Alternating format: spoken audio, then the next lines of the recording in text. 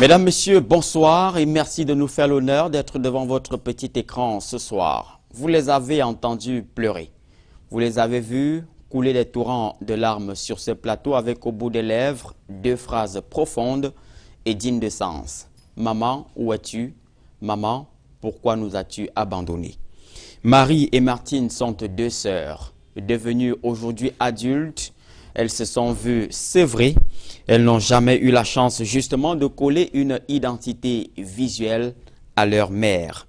Devenues adultes, âgées aujourd'hui respectivement de 27 et 23 ans, elles n'ont jamais, mais alors jamais rencontré leur maman. Leur récit nous a tourmentés. Leur récit vous a probablement bouleversé au point où nous avons décidé ce soir de leur redonner la parole. Nous leur redonnons la parole ce soir justement parce que nous sommes gagnés par la détermination de retrouver les traces de cette mère. Nous sommes gagnés par la détermination de donner du sourire. Donner du sourire à cette jeune dame, à ces deux jeunes Camerounaises, afin qu'elles puissent un jour avoir l'occasion de dire « maman ».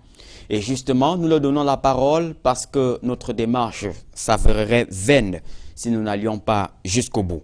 Marie et Martine auront la parole à nouveau ce soir. Elles parleront à nouveau de cette mère que nous recherchons, de cette mère qui est perdue de vue depuis l'âge de 27 ans. Elles parleront en langue afin que les dieux du ciel et de la terre posent enfin leurs mains sur elles. Elles parleront en langue, elles feront parvenir leurs cris afin que parvienne justement leur message à leur destinataire, cette mère qui nous écoutera probablement, cette mère qui est quelque part au Cameroun. Toute une vie sans jamais dire « maman », mettez-vous dans leurs bottes, juste le temps de cette transition. À tout de suite.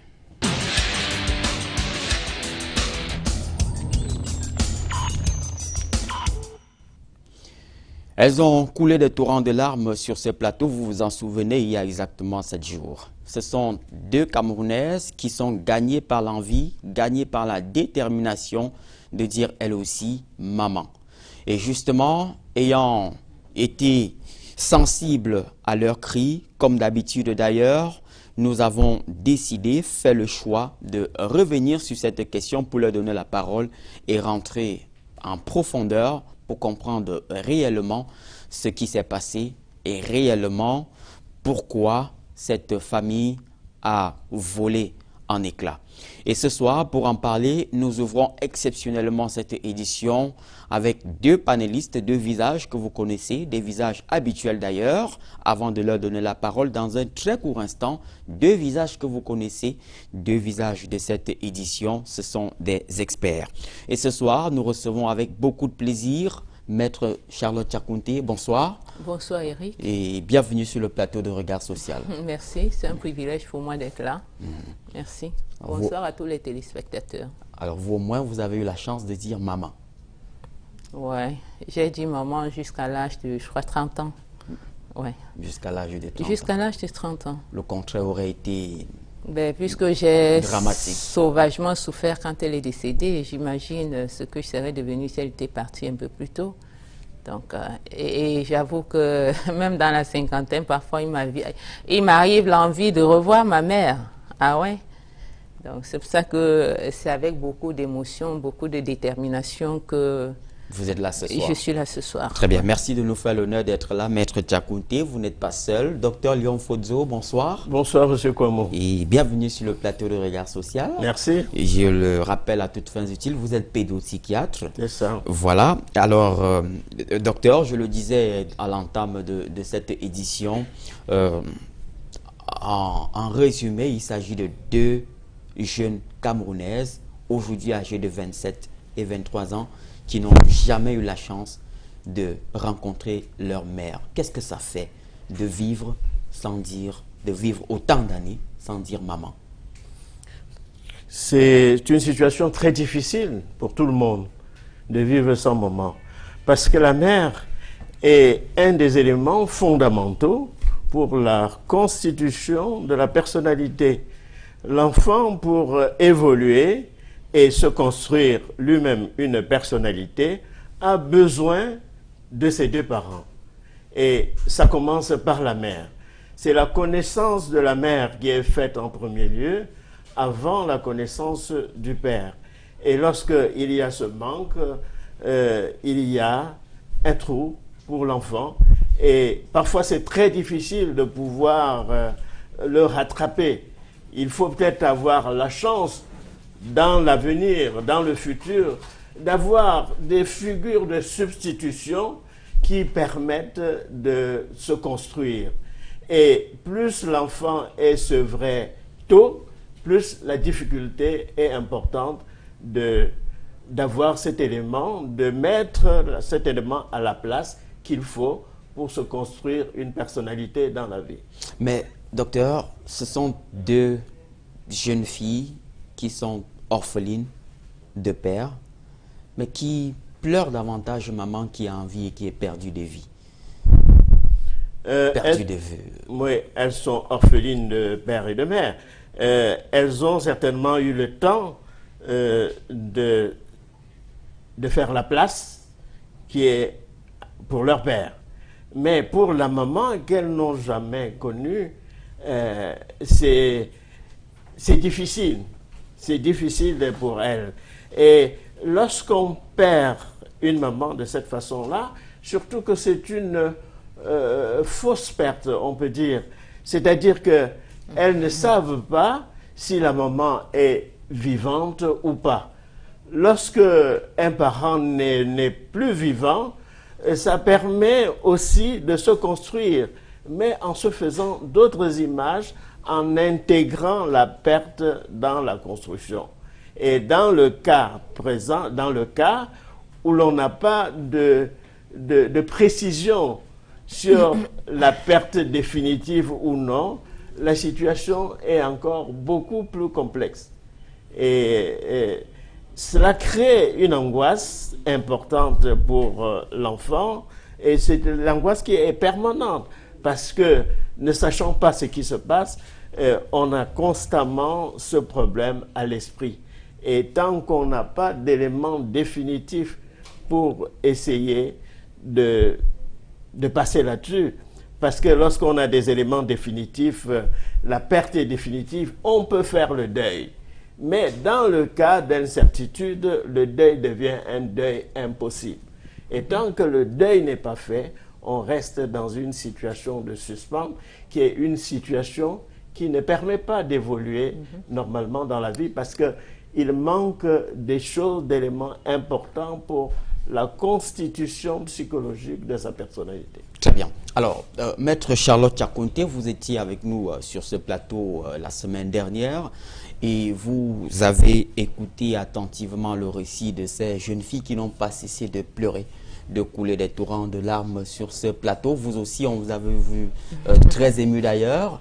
Alors, ce ne sera probablement pas le cas ce soir, lorsque je vous ai donné la parole sur le plateau la semaine dernière. Mais, Maître Charlotte Tchakounté, il y avait surtout le rôle de cet oncle qui a pratiquement, disons-le, qui s'est accaparé de tous les biens légués par le père. Est-ce que vous avez les nouvelles de cet oncle, ou alors quelles sont les toutes dernières nouvelles? Les toutes dernières nouvelles se résument en ce que l'oncle, bien que n'ayant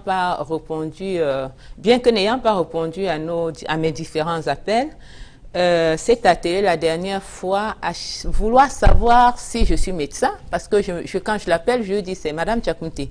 Alors il veut savoir si je suis médecin ou médium, parce que je lui dis ses nièces sont en difficulté, il faut qu'il vienne, il ne s'est jamais présenté.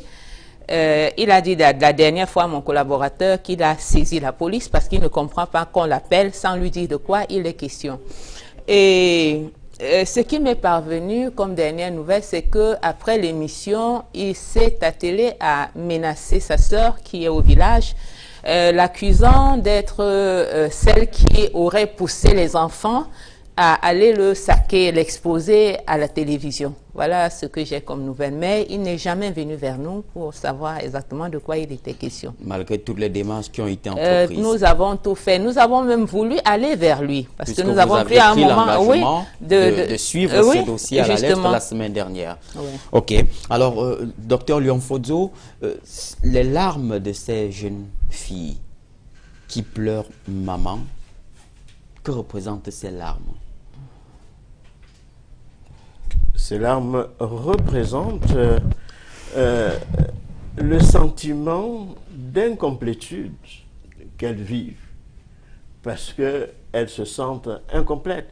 Ce sont les larmes de souffrance, disons, toutes les larmes sont presque de souffrance, mais il y a une double souffrance. Il y a la souffrance de manque d'abord de la mère, et puis il y a ensuite cette situation de spoliation qui leur est imposée par une autre personne de la famille, un oncle, qui devait être l'élément de tuteur qui permettrait à ces filles-là de se reconstruire. Parce que lorsque les enfants manquent de parents, lorsqu'ils trouvent des situations affectives très positives, importantes, et dans un contexte social positif également, parfois des éléments culturels positifs également, c'est avec cet ensemble que les enfants qui n'ont pas un membre de leurs parents essaient de se reconstruire. Mais dans la situation présente, on a l'impression que non seulement la maman a manqué, mais il y a ensuite cet oncle qui leur a infligé une nouvelle situation négative. Ça ne fait que s'ajouter à leur situation. Et on voit le cheminement de ces enfants qui vont de souffrance en souffrance, et on ne serait pas étonné par la suite, dans ces genres de situations, de voir les personnes tomber dans un état dépressif ou dans un état psychiatrique autre. Très bien. À cause de la souffrance. Alors, docteur Léon Fodzo, est-ce que l'absence de maman dans une vie, l'absence d'une mère dans une vie peut avoir un impact sur la construction, le développement identitaire? Tout à fait. Nous voyons même dans des consultations des personnes qui souffrent des troubles importants, et lesquels troubles ont pour la base des manques qui sont des manques liés à l'absence. Parce que lorsqu'il y a un manque, l'enfant ne peut pas se construire tout seul. Un enfant se construit selon des stades. Des stades il y a différents stades. Il y a 3 stades principaux. Et le dernier de ces stades étant le stade de l'adolescence, où il y a maturation des principaux organes génitaux. Et c'est à ce stade-là, c'est à ce niveau que l'enfant acquiert les derniers éléments pour la constitution définitive de la personnalité. Lorsque l'enfant manque des éléments importants au fur et à mesure de son développement, il faut s'attendre à ce que cet enfant-là, qui devient adulte, va avoir des troubles dans la vie. Et vous allez trouver parmi les gens qui souffrent des maux divers, un certain nombre qui sont liés effectivement au manque ou à la perturbation. Parce que parfois le manque n'est pas un manque physique, parfois le manque est un manque affectif. C'est-à-dire parfois le parent peut se trouver là, mais représenter quelque chose de négatif pour la construction de l'enfant. Mais il faut déjà qu'il soit là. Parce que lorsqu'il est là, ça permet à l'enfant parfois de se constituer, de s'identifier en, disons, en trouvant en lui-même des éléments qui permettent de lutter contre les éléments négatifs qu'il retrouve au niveau des parents. Très bien. Donc, l'enfant, il y a des stades disons, de différenciation, d'identification successive pour aboutir à une personnalité à la fin. Et ce sont les éléments adultes des parents en premier qui sont les éléments fondamentaux pour permettre cette évolution et cette constitution de l'être. Très bien. Alors, vivement que les dieux du rebondissement soient avec nous ce soir sur ce plateau en direct. Nous vous recommandons d'ailleurs de rester avec nous jusqu'au bout de cette émission. Une émission qui se veut tout à fait particulière. Mais Maître Diakhounté, nous sommes là en situation de monoparentalité. C'est bien cela? C'est bien ça qu'il s'agit. Ce qui traduit quoi? Quelles sont les implications? La monoparentalité, c'est le fait pour des enfants d'être élevés par un seul des deux parents. Parce que le principe, selon le Créateur, la volonté et même le cadre normal, selon la science, c'est que les enfants grandissent entre les deux parents. Donc, on parle de monoparentalité lorsque la mère se retrouve en train d'élever les enfants seuls ou alors c'est le père.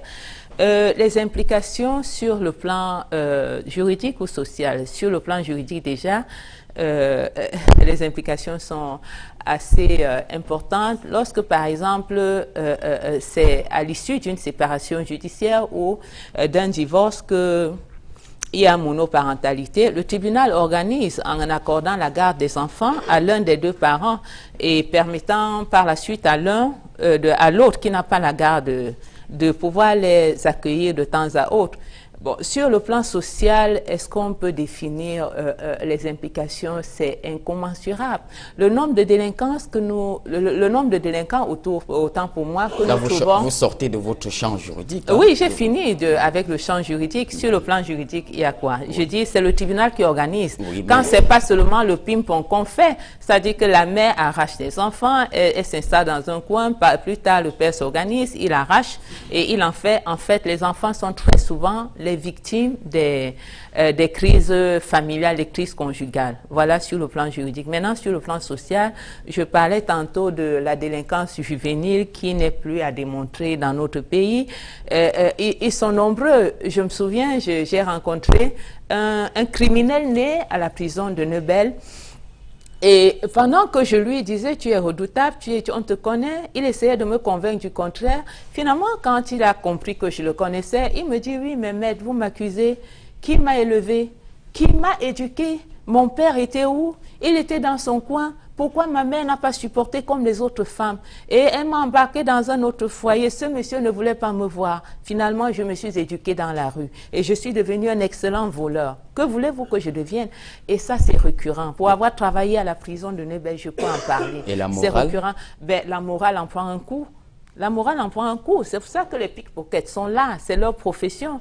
Et ils disent la société les a rejetés. Ils vont se servir de la société pour vivre. Voilà. Très bien. Alors, docteur, mais dans le cas précis, on observe que l'absence de la mère représente un véritable gouffre, un vide pour ces jeunes filles à qui nous allons d'ailleurs donner la parole dans un instant pour vous rafraîchir la mémoire. Mais la place du père, on a l'impression que mis sur la balance, la mère a plus de poids dans ce cas de figure. Pourquoi? Dans ce cas de figure, parce que la mère, il y a une absence qui est assez particulière. La mère n'est pas absente parce qu'elle est partie, parce qu'elle a décidé de partir. En tout cas, c'est ce que il semble. Et la mère n'est pas absente parce qu'elle est décédée. Il y a une absence qui est peut-être temporaire. Et il faut comprendre que dans cette situation, la mère qui doit être quelque part est aussi en pleine souffrance. Parce qu'une mère qui est séparée de ses enfants de façon forcée, c'est une mère qui est en souffrance. Et il y a de fortes chances, il y a de forts à parier que cette mère-là ne soit pas en bon état de santé. Pourquoi? Parce qu'elle va également fortement souffrir. Elle n'a pas eu la possibilité, elle aussi, de pouvoir s'identifier à ses enfants. Même si elle fait d'autres enfants? Même si elle fait d'autres enfants. Quel que soit le nombre d'enfants qu'une mère peut faire, la perte, l'absence d'un enfant est toujours particulièrement ressentie. Elle le ressent comme si les autres, comme si c'était le seul enfant. Donc cette situation est particulière et la mère doit être également en situation de souffrance. Lorsqu'il y a une séparation, et que ce soit quand il y a une séparation de justice, la situation est différente. Parce qu'il y a eu une préparation. Les enfants, comme la mère elle-même, comme le père, ont eu le temps de supposer que la situation peut aboutir à l'éloignement des différentes personnes. Mais dans ce cas, la mère est partie lorsque l'aîné avait 2 ans. 3 ans. 3 ans, voilà, et la cadette à peine 6 mois. Voilà, c'est-à-dire dans la période la plus difficile, où les enfants doivent acquérir un minimum de choses et même d'images qui va leur permettre par la suite de coller ces éléments sur d'autres personnes qu'elles vont rencontrer et sur le plan affectif et qui va leur permettre de se construire. Très bien. Alors, mesdames, messieurs, comme annoncé, nous vous proposons justement de revivre cet élément qui a été capté par la caméra de Samuel Tchoufa et bien sûr la plume de Flavien Valondongo. L'équipe de Regard Social est allée à la rencontre de Marie et Martine à Douala, la capitale économique du Cameroun, et même à Edea, dans le département de la Sanaga-Maritime. Elles étaient justement gagnées par l'envie, gagnées par la détermination de rencontrer leur mère, de dire maman. Nous vous proposons de suivre ce reportage et juste derrière, nous leur donnons la parole. À tout de suite.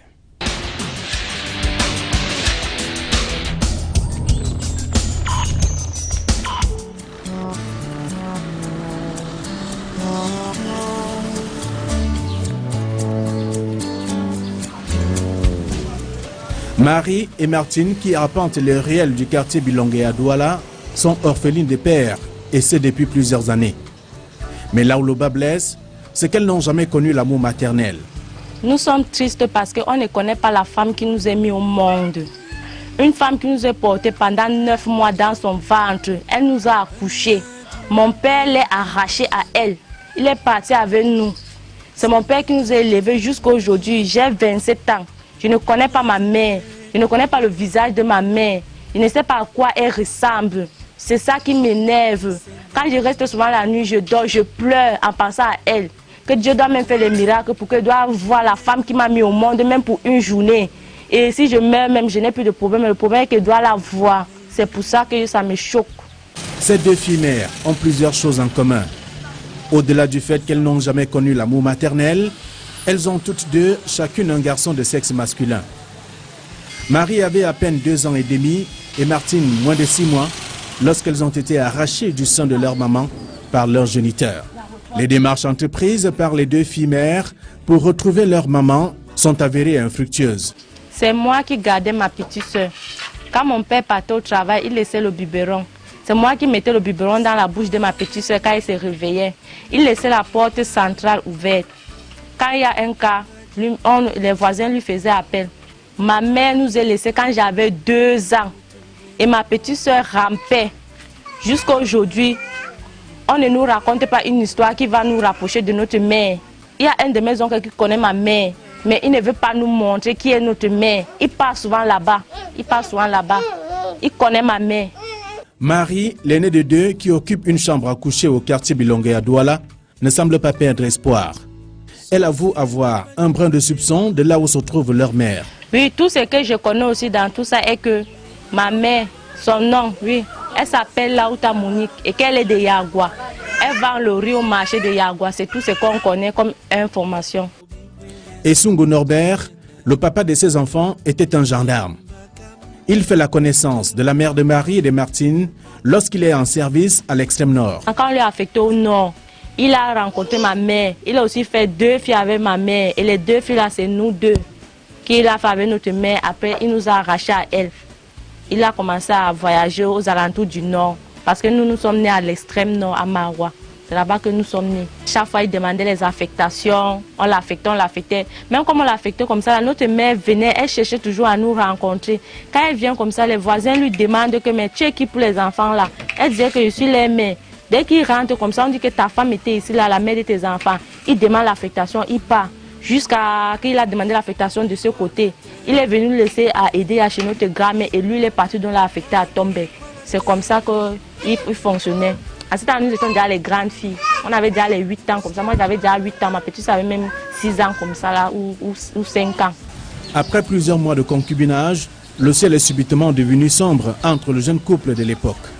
Pour éloigner les enfants de leur mère, leur père a été contraint de les conduire au village auprès des grands-parents à Edea. On a grandi avec notre père, c'est lui qui s'occupait de nous, c'est lui qui a tout fait jusqu'à aujourd'hui qu'il est décédé en 2007. C'est lui qui faisait tout pour nous. L'année 2007 marque alors le début du calvaire de ces enfants. Le frère aîné de leur père prend la relève. Ce dernier entreprend alors les démarches auprès du tribunal pour assurer la garde de Marie et de Martine.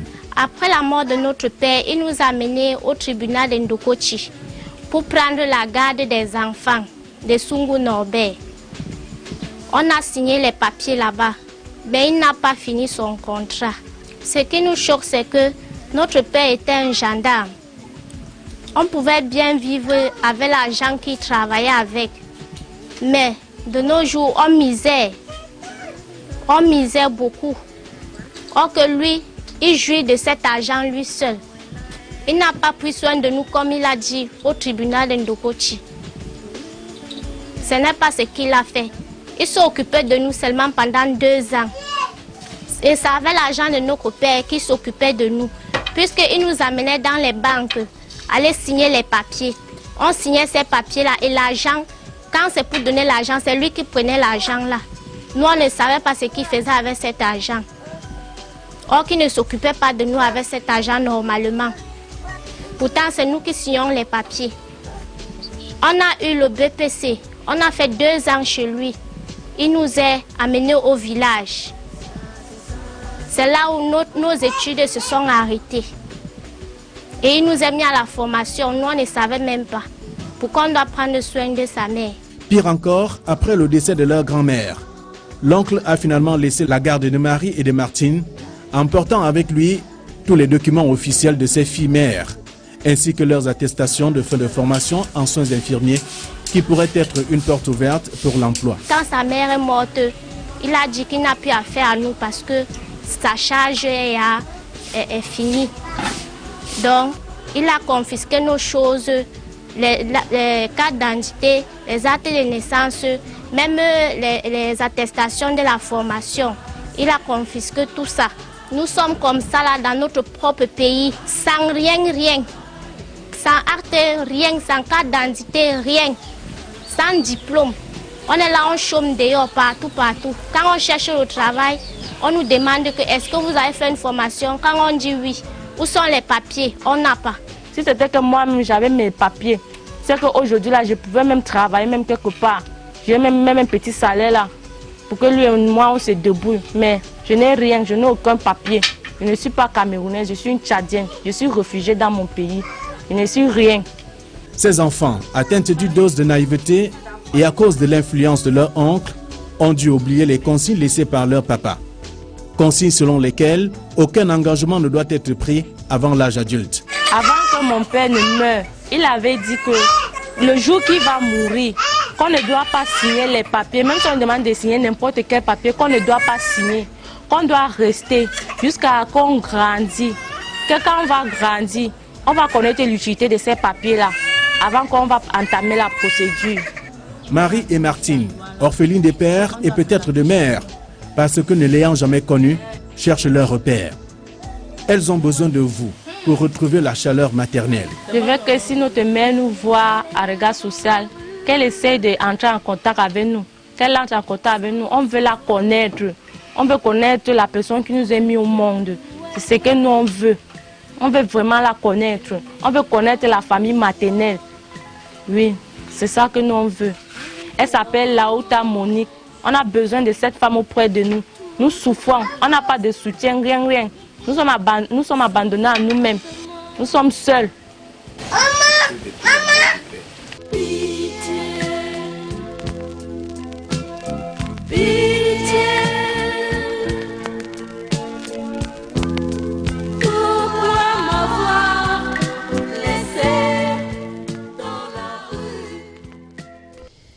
Pitié, pourquoi nous avoir laissées toutes seules? Pourquoi nous avoir abandonnées dans la rue?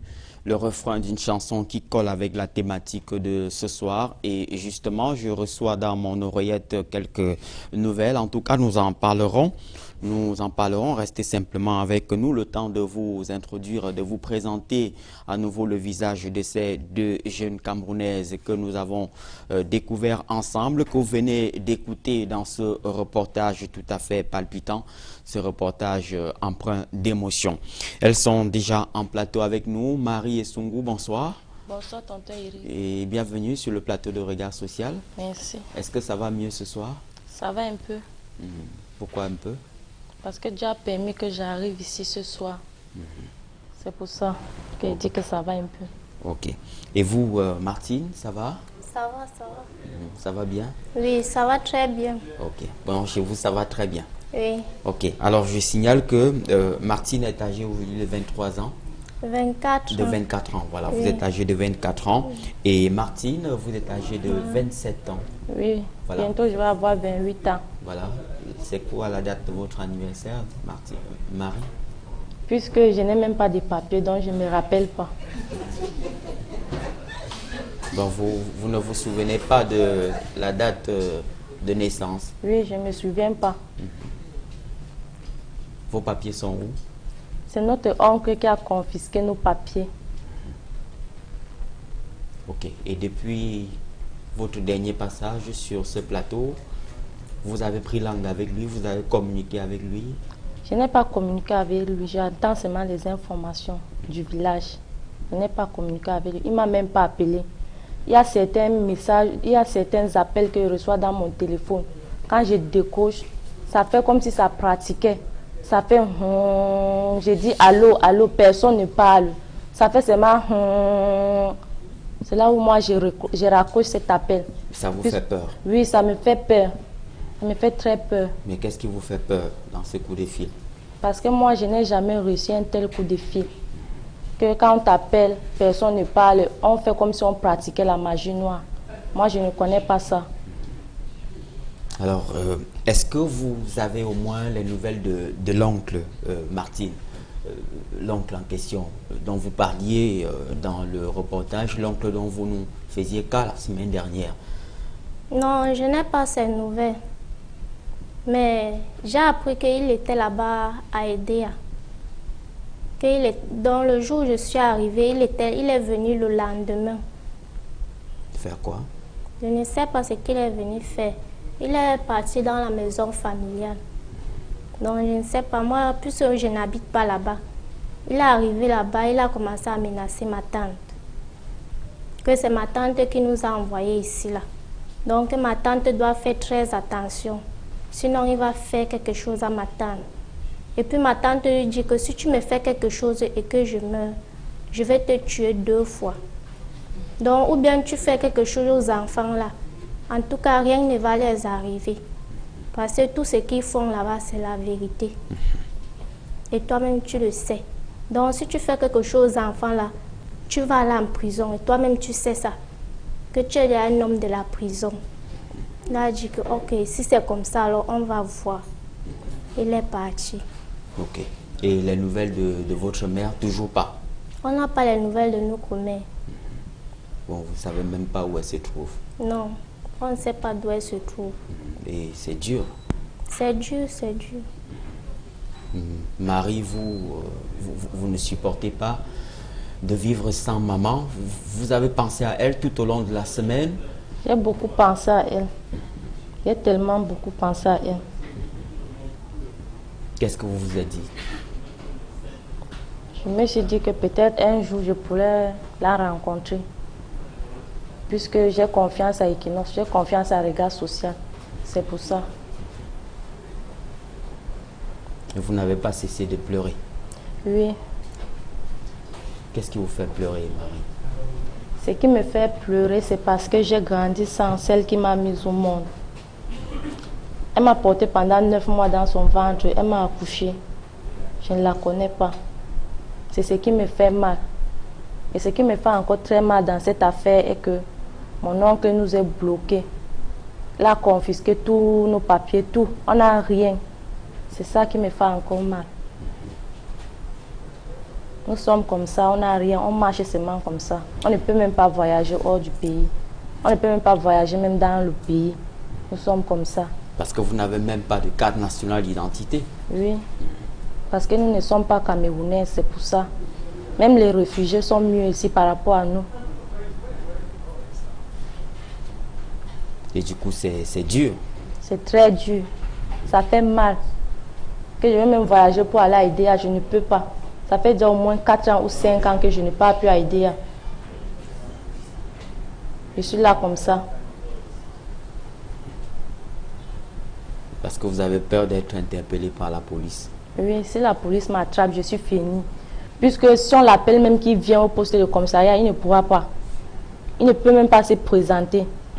La dernière fois que Maître Tchakounte lui a appelé, que ta fille, ça ne va pas, elle est en train de mourir ici, venez.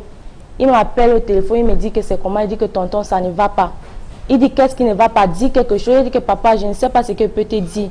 Viens, le docteur va t'expliquer. Il n'est pas venu jusqu'à aujourd'hui. Et aujourd'hui, vous êtes maman. Oui, je suis maman d'un petit garçon et je suis fière de l'être. Je serai encore plus fière quand je vais voir ma mère et quand je vais avoir mes papiers. Je serai encore plus fière. Et lorsque votre fils vous appelle maman, qu'est-ce que vous vous dites? Quand mon fils m'appelle maman, ça me fait mal. Ça me fait couler les larmes. Pourquoi? Parce que moi, je n'ai pas eu la possibilité d'appeler ma mère maman. Jusqu'à l'âge là, je ne la connais pas.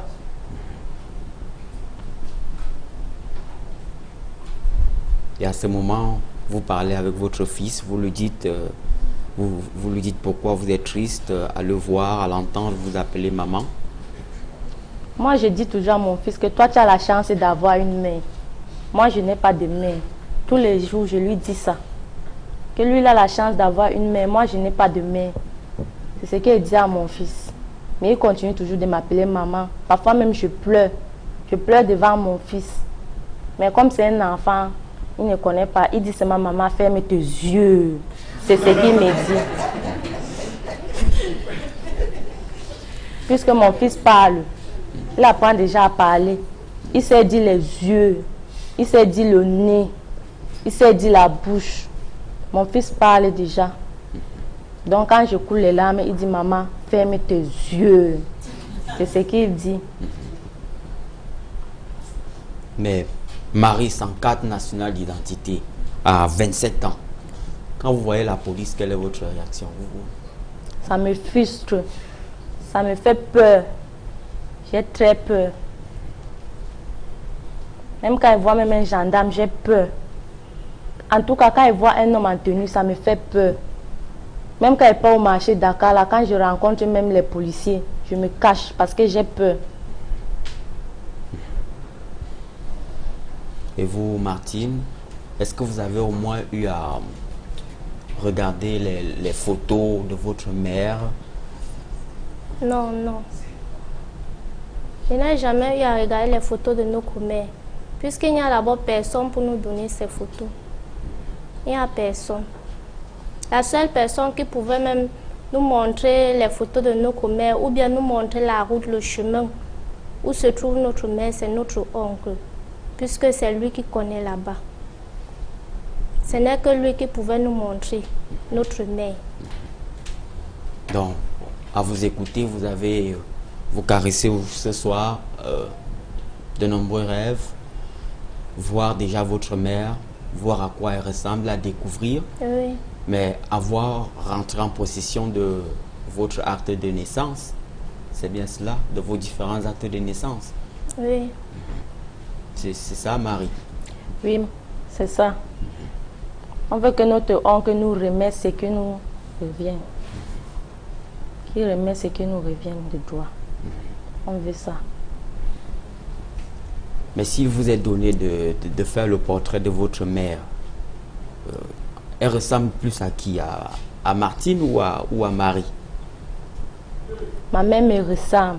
Puisque Martine ressemble au père. Elle ressemble au père. Donc, ça veut dire que ma mère me ressemble. Mais vous ne l'avez jamais vue? Oui, on ne l'a jamais vu. Parce que quand moi-même je me mis comme ça là, je regarde mon visage, ça ressemble au nordiste. Oui, c'est ça. C'est ça qui fait la différence entre Martine et moi. Puisqu'on ne se ressemble pas. Elle ressemble au père. Et moi, il ressemble à la mère. Et on vous a dit qu'elle est où, votre mère? On ne nous a rien dit. On a vu seulement sur l'acte de naissance. On sait qu'elle est de Yagua. Elle est née à Yagua et elle est de là-bas. C'est ce qu'on sait. Est-ce que vous avez au moins vos actes de naissance avec vous? On n'a pas. On n'a pas nos actes de naissance. On n'a rien. Nous sommes comme ça, sans rien, sans papier, sans rien. Et si on vous donnait vos actes de naissance maintenant? Nous serons fiers. Ça va nous faire une grande fierté d'avoir nos papiers. En tout cas, la réalisation me signale un rebondissement assez important là, à travers les oreillettes que je porte ce soir. Mais tout de même, je dois vous rappeler que c'est la deuxième fois que vous passez sur le plateau de Regard Social. Vous étiez là la semaine dernière et ce soir, je m'en vais justement vous remettre un petit cadeau. Un petit cadeau parce que Equinox Télévision n'a pas croisé les bras depuis votre passage sur le plateau de Regard Social la semaine dernière. Je m'en vais vous remettre juste un petit cadeau à Martine et voilà, juste un petit cadeau Martine. Tenez.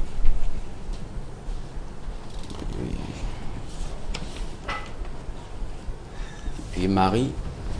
Merci. Bon.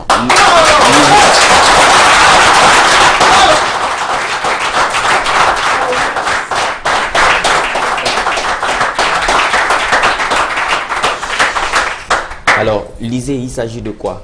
Qu'est-ce que vous lisez? Vous lisez tout ce qui est écrit là.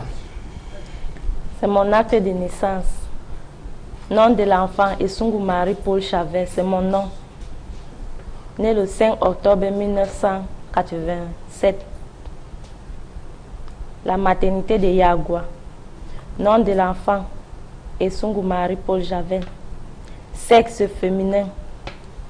Nom du père, Esungu Norbert, c'est mon père. Il est né à Lakosa, à Dizangue. Le 10-11-1961. Domicile, Yagua. La profession de mon père, gendarme. Le nom de la mère, Laouta Monique. Elle est née à Yagua toujours. Le 7 juin 1968. Elle est domiciliée à Yagua. Profession, elle est ménagère. Dressée le 6-10-1987. Donc vous êtes né quand? Je suis née le 6-10-1987. Qu'est-ce que ça vous fait d'apprendre enfin la date d'anniversaire? Je suis émue. Ça veut dire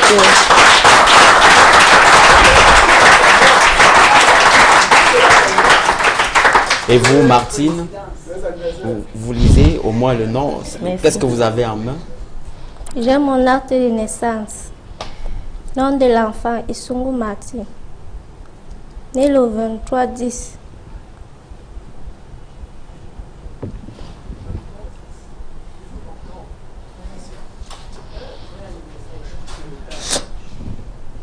« 1992.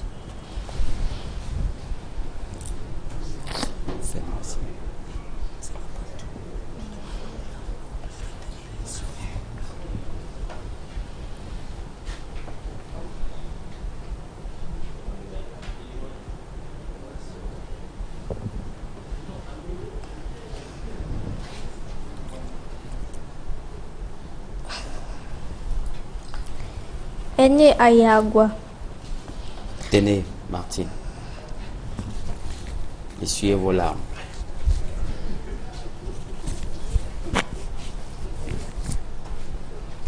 Nom de l'enfant Essungu Martine. Sexe féminin de Essungu Norbert, né à Lac au Stade d'Izangue. Le 10-11-1961. Domicile à Yagua. Profession gendarme. Ok, bien. Vous voyez bien que c'est votre acte de naissance. Donc, Equinox Télévision n'a pas croisé les bras. Je vous disais la semaine dernière que Regard Social était le plateau de l'espoir et que justement toutes les démarches qui sont entreprises justement le sont de façon légitime. Vous le méritez ce soir. À partir de là, vous pourrez justement obtenir, vous faire établir 4 d'identité. Donc, vous pourrez enfin partir à aider à non, Marie. Oui, mon père. Je suis émue. Je suis très fière. Enfin, je vais établir une carte d'identité nationale pour me déplacer avec. Vous vous attendiez à ça? Non, mais non. Je ne m'attendais pas à ça. Enfin, je vais réaliser mon rêve. Bon, le premier rêve, au moins, c'est réalisé. Même si vous ne voyez pas maman, c'est pas grave. Au moins, vous pourrez avoir... Oui, avec ça, si j'établis une carte d'identité, moi-même, je pourrais la chercher. Ok, bien. Je vous propose de rester avec nous sur le plateau. Martine ne cesse de couler des larmes. Mais la semaine dernière, c'était vous, Marie, qui pleurez beaucoup. La semaine dernière, je vous propose de suivre, justement, je vous propose, Marie, de suivre votre attitude. Un extrait de votre attitude la semaine dernière sur ce plateau. Vous étiez toutes larmoyantes, bien plus que Martine ce soir. C'est pour vous rafraîchir la mémoire. Et juste derrière, probablement, si les dieux sont avec nous, d'autres rebondissements assez spectaculaires. Nous proposons de suivre une attitude de Martine il y a exactement 7 jours sur le plateau de Regard Social. A tout de suite. Femme qui porte les enfants pendant 9 mois, elle les accouche et le père l'enlève chez sa mère. Il part avec les enfants, il se balade avec les enfants sans que les enfants ne connaissent les mères. Ça me fait mal. Je ne connais pas ma mère que je suis là. Je ne connais pas celle qui m'a accouchée. Je ne connais même pas son visage. C'est pour ça que je suis ici aujourd'hui.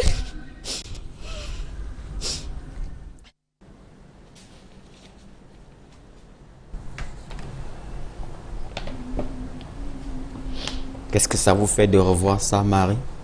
Ça me touche. Ça me touche beaucoup.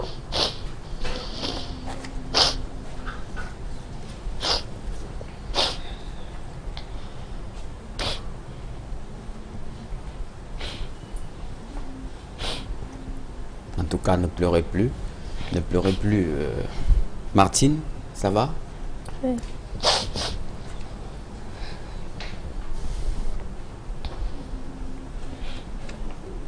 Alors, on va vous servir un verre d'eau minérale, Tanguy. Vous allez boire un tout petit peu, le temps de tenir un tout petit peu votre souffle. Alors, dites-nous, maintenant, allons à l'essentiel. Allons à l'essentiel, Marie. Faites-nous le portrait de votre mère. Elle ressemble à qui? Parlez à ceux qui vous regardent. Depuis Yagua, on aurait appris qu'elle serait à Yagua. Donc, parlez-lui. Moi, je crois que ma mère me ressemble, puisque je ressemble trop aux nordistes. Non, comme je ne l'ai jamais vue là, j'imagine seulement. J'imagine qu'elle me ressemble.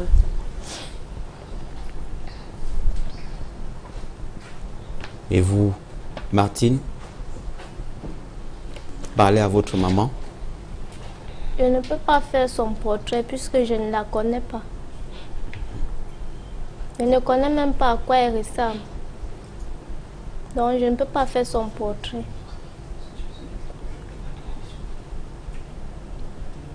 Et si votre mère arrivait là?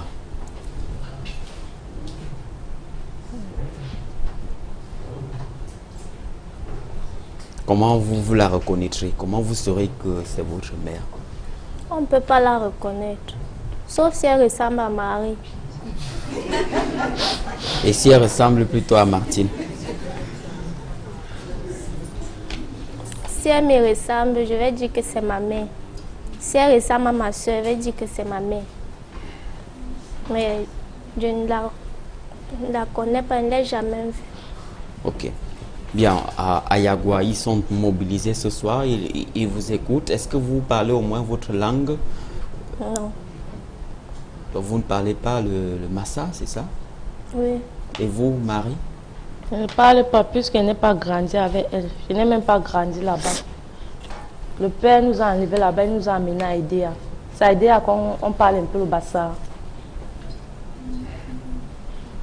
Donc vous parlez le Bassa?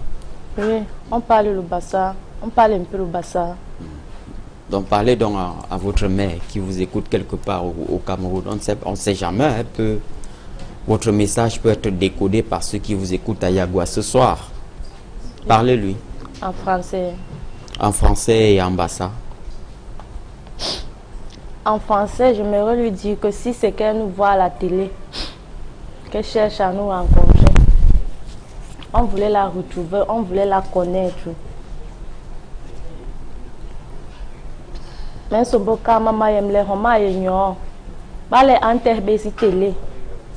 Anore yengbes. Aïe homarie. Nous les bé ringé, ring sombonya ipang yes. Ringi be se benye le mama. Ring pombe hopwe. Nous la le rihana. Rie yenye. Ni guha imis. Ring sombo tehne. Ring guaya balalbe. Ring sombo la teh balalbe. Nous la le rihana. Et vous, Martine? Ce que je peux dire, c'est que ma mère,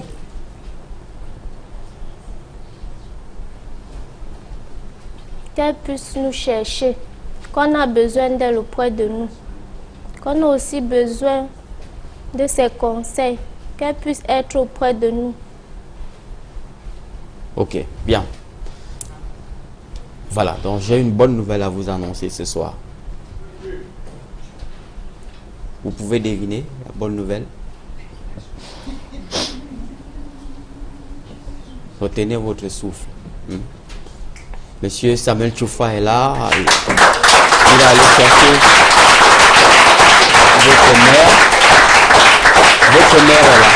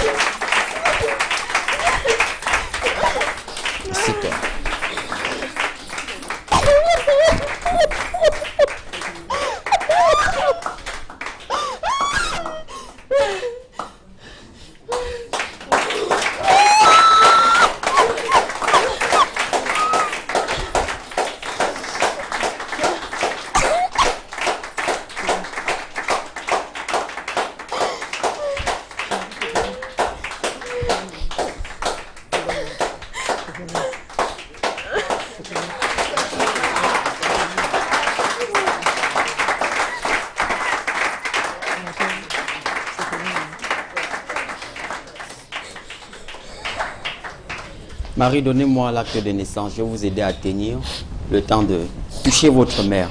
Parlez-lui.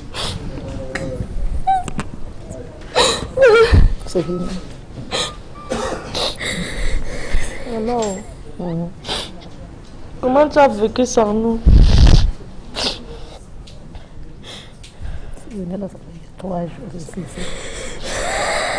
C'est fini, Martin.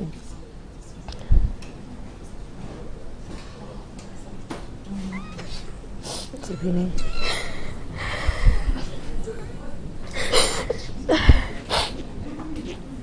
C'est très bien.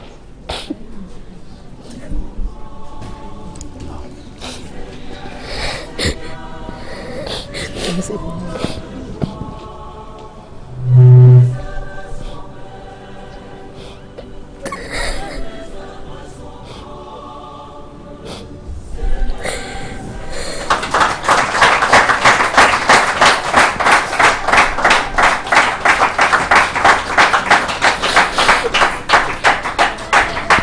Elle s'appelle Laouta Monique. Elle vient de Yagua. Elle vient fraîchement de Yagua. Yagua dans le département du Mayo-Danaï. C'est dans la région de l'extrême nord Cameroun. Laouta Monique qui découvre enfin ses enfants. Ses enfants qu'elle a perdus de vue depuis une vingtaine d'années. Marie qui est tout émue ce soir de découvrir maman.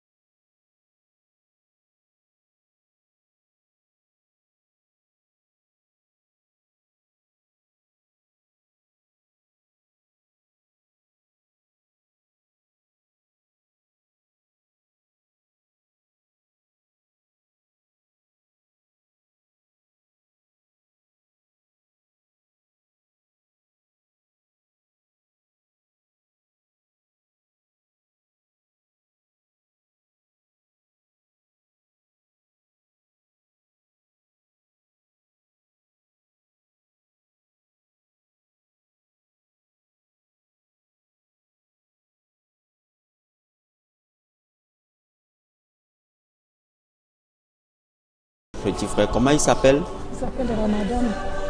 Ramadan. Voilà. Donc vous êtes parti de Yagua en compagnie de Ramadan. Ça va? Ça va. Ça va, maman Monique, ça va? Ça va. Vous avez vu Marie? Regardez encore Marie dans les yeux.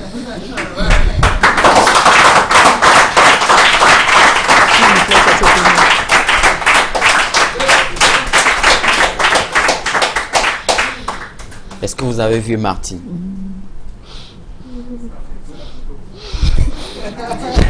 Alors finalement, maman ressemble à Marie ou à Martine? Répondez, elle ressemble à qui, Marie? Elle ressemble à Martine.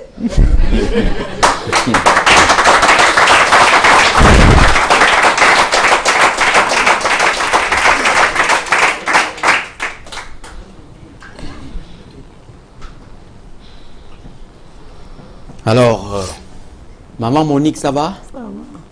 Bienvenue à Douala. Hein? Merci. Le voyage a été? c'est bon. Alors, je signale que vous n'êtes pas arrivé seul. Nous avons déployé, Equinox Télévision a déployé les moyens qui vont avec pour que vous puissiez être sur ce plateau ce soir. Et évidemment, vous avez perdu de vue vos enfants. Vous vous en souvenez de la séparation? C'était en 1993, un 1er janvier. 1er janvier 93. Qu'est-ce qui s'était passé, maman? Moi, avec le père là, quand j'étais avec lui, chaque jour on avait des problèmes. Un peu de problèmes seulement, il aime trop me menacer et il me chasse. Quand je viens visiter les enfants, il me chasse seulement. Quand je viens visiter les enfants, alors il me chasse et il cache aussi les enfants. Mes voisines me disent seulement que la mère de Marie, quand ton mari te fait comme ça, là, il te chasse chaque jour. Pourquoi? Et du coup, il ne veut pas que je vienne rester avec lui. Et quand il cache les enfants, alors, puis après, il demande l'affectation. Il demande alors l'affectation et puis il part. Je lui poursuis toujours. Jusqu'à Touloum. Touloum, alors, comme il avait travaillé aussi là-bas, même à Marwa aussi, il avait travaillé. Il partait à la Touloum, il me chasse. Il demande toujours l'affectation jusqu'à il est parti à Garoua. À Garoua, c'était comme ça, alors qu'il est parti alors au sud alors. Et je n'avais pas de moyens pour partir au sud aussi. C'était comme ça, non? Vous avez perdu de vue. Et vous laissez une fille de 2 enfants, une qui est âgée de 3 ans et une autre qui a à peine 6 mois. Comment vous avez vécu ça? Mais ce n'est pas moi qui a fait ça. Mais c'était dur, non? Oui. En tant que maman, comment vous avez passé vos années à pleurer? Chaque jour, je pleurais.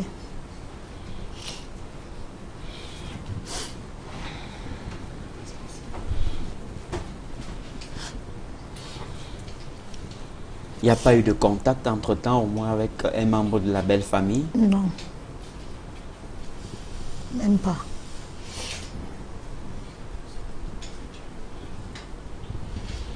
Ok, soufflez encore. Mais Monique et Marie, vous n'avez pas encore salué votre frère. Hein? On a tout le temps de le saluer. Moi, tu as dit qu'il s'appelle qui? Il s'appelle Ramadan. Ramadan. C'est comment? Ça va bien? Serrez-lui la main. Ça va bien. Je suis ta grande soeur. Tu as compris? Tu es fière d'avoir une grande soeur, non? Hein? Tu m'as vu? Je suis ta grande soeur. Tu as compris? Et Monique ne veut pas laisser maman. Hein? Monique. Martine. Martine, pardon.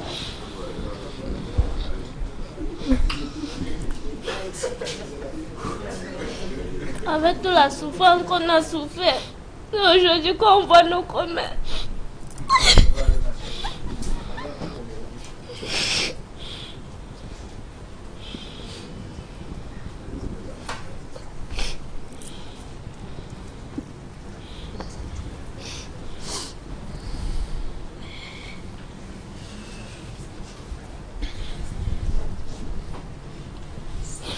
C'est fini, Martine.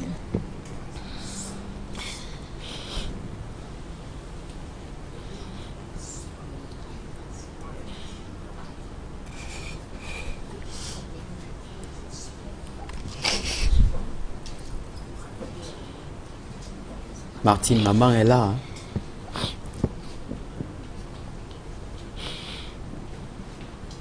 Dis enfin maman, ne pleure plus, dis maman.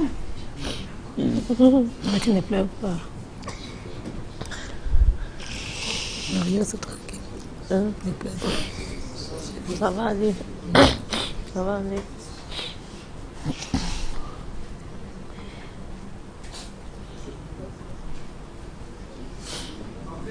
Ok. Alors, maman Monique, je reviens à vous. Je rappelle à toutes fins utiles que vous êtes née en 1968. Et puis, vous faites la rencontre de celui qui était jusqu'ici le père de votre enfant. Au début des années 80. C'est après 17 ans de mariage. qu'il y a séparation. C'est ça. Qu'il y a séparation après 17 années de vie commune.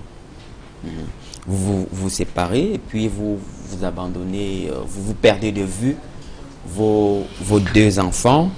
Et puis, comment vous apprenez la nouvelle de sa disparition, la disparition du père de vos enfants? Je comprends. Ce sont les gendarmes de la brigade qui venaient me dire à la maison que mon mari a aidé. Et le temps qu'il était mort aussi, ce sont les gendarmes qui sont venus alors m'avertir à la maison.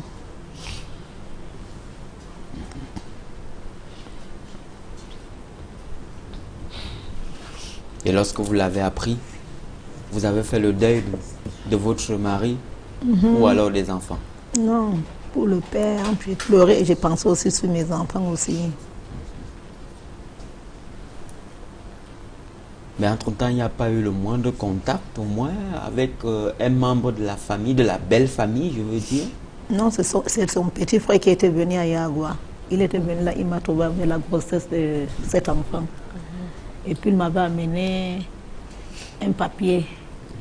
Il m'a dit que s'il repart à Yaoundé, il était venu jusqu'à 2 fois. Il a dit que s'il part à Edea, il va m'envoyer alors 25 000 pour que je vienne le trouver à Yaoundé. Et le temps là, sa maman vivait. Puis quand il est parti, alors la maman aussi était morte alors. Et c'est pour cela qu'on n'a pas eu alors les contacts avec lui. Vous avez perdu le contact. C'est ça. Alors qu'est-ce que vous faites à Yagua? Moi, je faisais le commerce du riz. Et maintenant, je ne fais rien. Vous ne faites plus rien. Oui. Mais d'après mes informations, vous travaillez pour un revenu mensuel de 10 000 francs. Je travaille chez une maîtresse là. On prépare, on fait le restaurant et puis on vend aussi la bière. J'ai commencé là même, ça ne fait pas 25 jours. Donc vous n'avez pas encore eu votre premier salaire. Et quel est votre salaire? Pardon? On vous paye combien? 10 000. 10 000 francs Oui. le mois. Et votre loyer à Yagua? 6 000.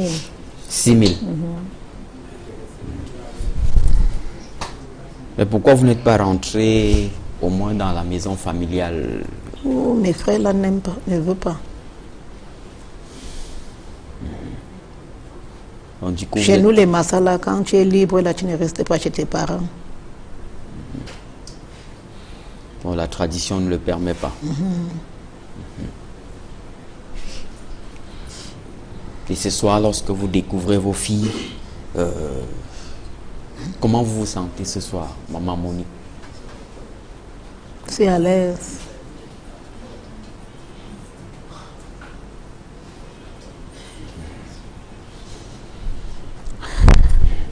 Marie? Ça va? Ça va aller. Vous avez eu votre acte de naissance, vous avez votre mère. Qu'est-ce qui vous... Vous avez tout pour être heureuse maintenant? J'ai envie de tousser. J'ai envie de tousser. Allez-y. C'est arrivé. Je suis fière. Enfin, j'ai retrouvé ma mère. C'est ce que je recherchais depuis. Et qui nous fait des merveilles. Je suis fière. Je suis très émue.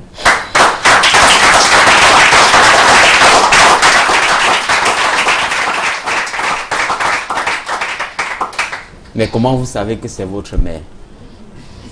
Puisqu'elle ressemble à ma petite sœur. La photocopie conforme de ma petite sœur.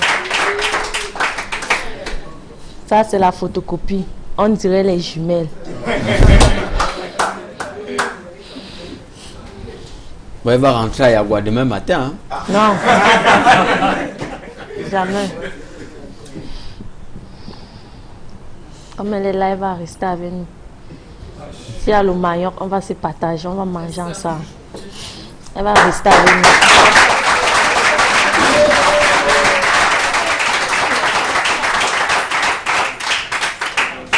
Est-ce que vous avez donné les nouvelles à votre mère? Dites-lui qu'elle est grand-mère. Maman, tu es Maman, tu es grand-mère. Tu as 2 petits-fils. Et toi même. Ah bon? Hein? L'autre aussi à la maison. Ma petite soeur. Oui, elle s'appelle Sylvie. Hein? Elle a aussi accouché un garçon.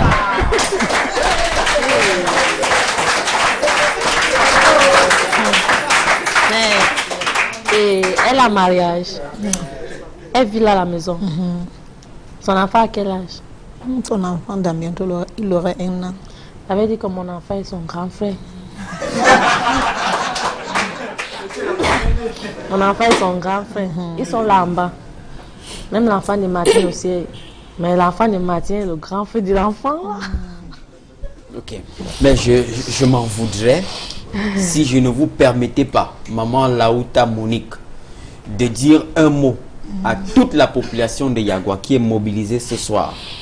Qui est mobilisée ce soir devant le petit écran, qui regarde Equinox Télévision. Equinox Télévision qui est la télévision la plus regardée dans cette partie du Cameroun. Vous le confirmez? Très bien. Alors, parlez-leur. Ils vous regardent, hein? Ceux de Yagua. Parlez en Massa d'abord. Saluez-leur au moins. Dites-leur que vous avez bien voyagé et que vous êtes arrivé à Douala. Vous êtes en direct là. Ils vous écoutent. Nenalno, nenmi Douala, yoniki sa Yagua nanige, ni kangaguma. Yonen fi gronavano, Marie si Martini, numakatan si Ramadan le non café, nen gigide non café.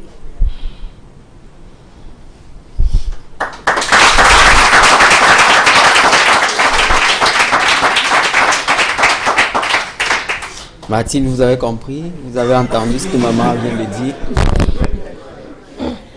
Traduisez pour que Marie et Martine comprennent que ce n'était pas une insulte.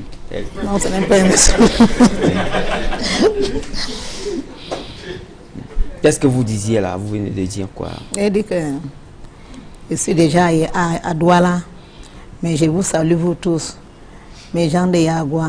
Je suis maintenant avec mes 2 enfants et plus Ramadan, Marie et Martine. Ok. Alors.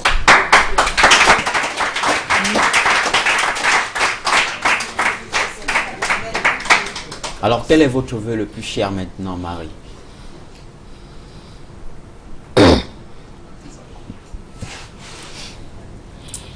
Mon vœu le plus cher, c'est que le gouvernement doit mener les enquêtes contre mon oncle. Puisque la grande partie du vœu s'est déjà réalisée. Et déjà ma mère est ici auprès de moi. Maintenant, le reste, c'est la justice qui s'occupe. Je veux qu'on s'occupe de mon oncle, qui nous remet ce qui nous vient de droit. Qui remet. C'est ce que je souhaite. Pour que vous puissiez vous reconstruire. Oui, qui remet tout ça. Pour qu'enfin je puisse m'occuper de ma soeur, de ma mère, de mon petit frère. Pour que ma mère ne doit plus galérer, qu'elle ne doit plus travailler pour qu'on lui paye à la fin du mois 10 000. 10 000, c'est un salaire misérable. Pour une mère qui a les enfants comme nous, qu'elle vienne rester avec nous ici là. On va croquer le maillon là ensemble. Et que mon oncle paye pour ce qu'il a fait. Qu'on ne le laisse pas. Puisqu'il nous menace. Il faut qu'on doit le suivre à la lettre. Il a dit que comme nous sommes venus sur le plateau, que tout ce qu'on a parlé ici c'est faux. Il faut qu'on doit le suivre. S'il dit que c'est faux, c'est qui ici? C'est notre mère. Il connaît notre mère. Il nous a menacé que si on tente même de dire qu'il connaît notre mère, on va avoir de ces nouvelles. Ça aussi c'est le mensonge. Ce n'est pas le mensonge. Qui paye, il va payer. J'ai confiance à Equinox.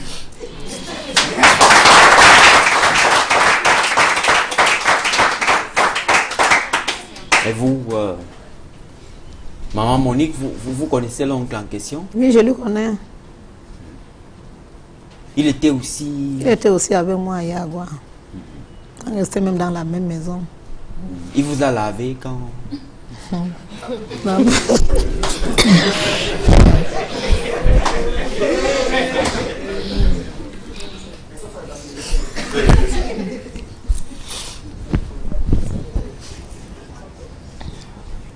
C'est une question importante, hein? Parce que si tel n'est pas le cas, alors évidemment, ça permet de comprendre qu'il y a eu plutôt un écart au décès du père. On est des Africains, ce sont des valeurs africaines, donc on ne peut pas occulter ces aspects de notre histoire. Mais comment vous comprenez cette attitude-là, que les biens légués par papa deviennent la propriété d'un oncle? Est-ce que vous comprenez ça? Vous avez des éléments de réponse? Ou pour vous, ce n'est pas important du tout? Moi, je ne connais pas ces problèmes. Non, l'essentiel, c'est vos enfants. Ok. Bien, je vous permets de souffler. Je vous permets de souffler. Je reviens à vous dans un très court instant, tout en rappelant que vous n'êtes pas arrivé seul à Douala. Vous êtes justement arrivé avec le concours de notre correspondant permanent dans la région de l'extrême nord Cameroun, Amadou Daïrou, qui est d'ailleurs en plateau, que nous allons recevoir et à qui nous donnerons la parole dans un très court instant, avec bien sûr d'autres rebondissements assez importants, évidemment, au cœur de cette édition, avant la fin bien sûr. Nous vous proposons maintenant de revoir le film. Le film. Et oui, le film. Comment Regard Social et Equinox Télévision s'est déployé pour entrer en contact avec Laouta Monique? Comment s'est opéré le contact, et puis comment Laouta Monique a pu partir de Yagua pour Douala et dans quelles conditions elle a été accueillie. Mesdames, Messieurs, c'est un reportage tout à fait exceptionnel que nous vous proposons de suivre, réalisé avec la caméra de notre correspondant permanent dans la région de l'extrême nord Cameroun, Amadou Daïrou. Je vous propose de suivre ce reportage et juste derrière, des nouvelles encore plus fraîches et d'autres rebondissements. A tout de suite. Route nationale numéro 1. Parti de Maroua, cela fait 260 km de route à dévorer. Destination Yagua. Yagua, arrondissement de l'extrême nord Cameroun, en proie à l'insécurité. Yagua, ville du département du Bayou Danaï, au crépuscule du mois d'octobre 2015.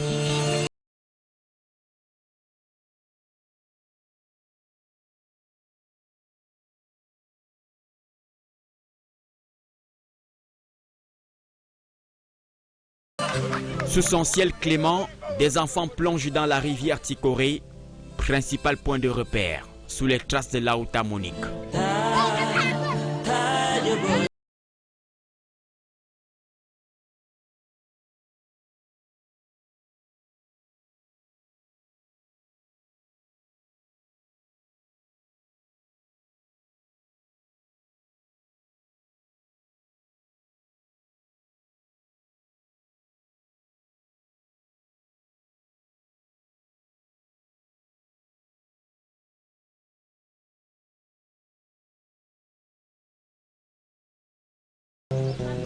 C'est que la machine de regard social, démarrée, le boutiquier Sadjo, était présenté comme le principal repère au quartier Tikoré à Yagua.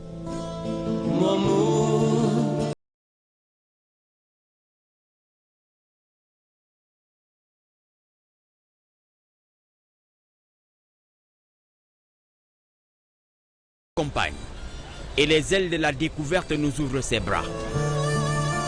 Sous nos yeux, la concession qui abrite une mère qui a perdu de vue ses filles depuis un quart de siècle. À notre arrivée, la concession est déserte, les bruits de mouches perceptibles. Soudain, une silhouette se dessine sous nos yeux. Identification faite, l'oiseau rare qui a fait couler des torrents de larmes sur le plateau de Regard Social a été retrouvé.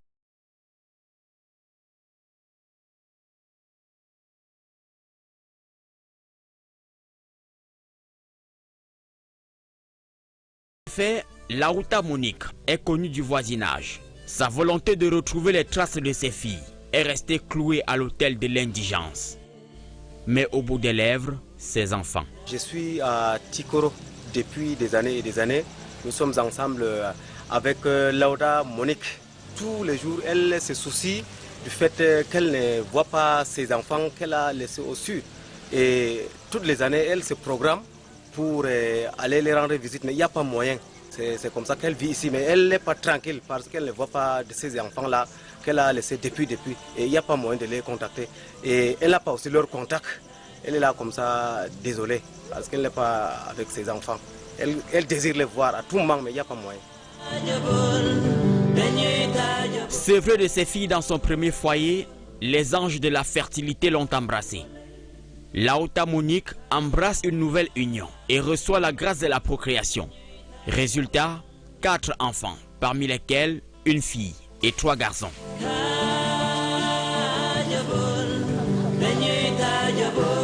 Sa fille a fait d'elle une grand-mère et l'un de ses fils, absent lors de notre passage.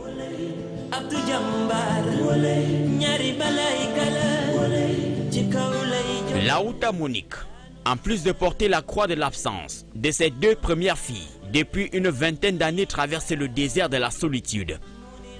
Son nouveau mari et père de ses 2 enfants est décédé. 2 fois veuve, Monica, appellation affectueuse, vit en location. Une case de fortune qui lui coûte 6 000 francs CFA tous les mois. C'est elle-même qui vient me réveiller pour payer son loyer. Monica se débrouille trop beaucoup. Tous les jours, Monica nous raconte les histoires de ses enfants. Mais c'est parce qu'elle n'a pas une moyen pour aller les voir.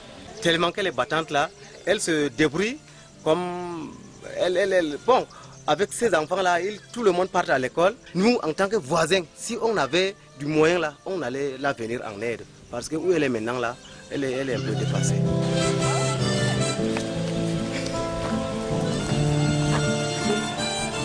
Le temps nous presse à la gorge. Laouta Monique doit prendre la route du sud du pays. Destination Douala, capitale économique du Cameroun, qu'elle découvre pour la première fois. Jamais elle n'a été dans le sud du pays. Pressée de revoir ses filles qu'elle a quittées au lever du soleil conjugal, elle embarque à bord de la seule agence qui fait la navette Yagwanga-Ounderi. Lui ouvre ses bras, avec au bas de la passerelle l'équipe de regard social.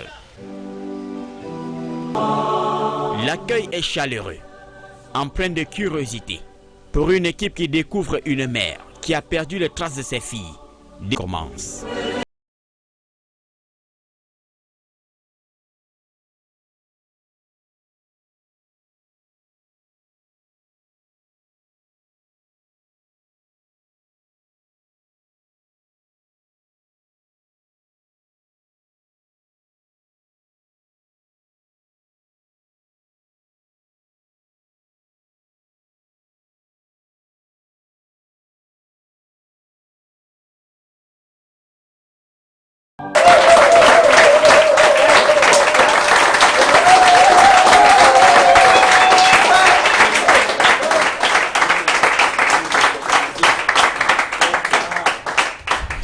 Retour sur le plateau de Regard Social, justement. Voilà le film de la rencontre avec Monique Laouta jusqu'à son arrivée sur le plateau ce soir. Les dernières images, vous vous en êtes certainement rendu compte, datent de quelques minutes seulement. Il est 22h36 à ma montre, donc il y a moins d'une heure, avec le dispositif technique qui a été mis en place par Equinox Télévision pour avoir ces images en temps réel et bien sûr en toute discrétion.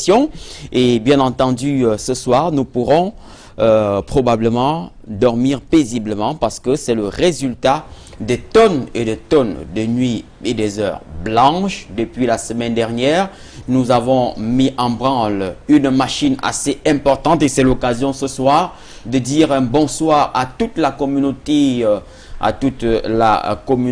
Yagwa, à tous les ressortissants Yagwa à travers le Cameroun, et un bonsoir tout à fait particulier à Sadio, voilà, qui nous écoute ce soir, qu'on a d'ailleurs vu en image. Alors, Martine et Marie, on t'a vu très émue en regardant ce reportage.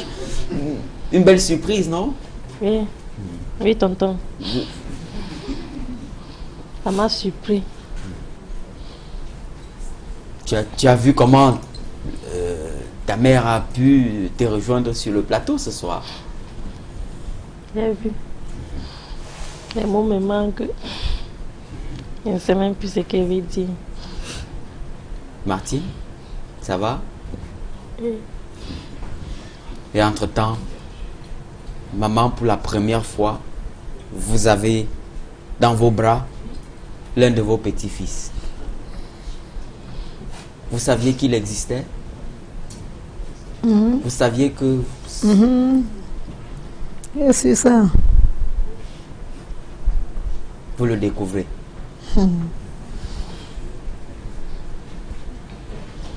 En tout cas, c'est le vœu de Regard Social, c'est notre vœu justement construire et je crois que nous nous sommes donné pour suprême ambition de construire et nous tenons d'ailleurs le pari et le bon bout ce soir.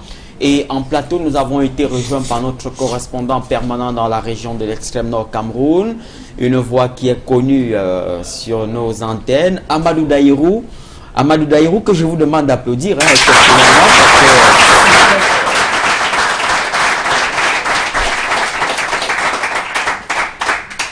Amadou Daïrou, bonsoir. Bonsoir.